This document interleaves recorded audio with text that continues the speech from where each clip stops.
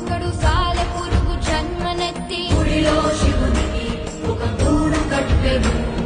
అతని భక్తి పరీక్షించి పంతము గల ముక్కంటి నిప్పు కంటితో పెను మంట పెట్టి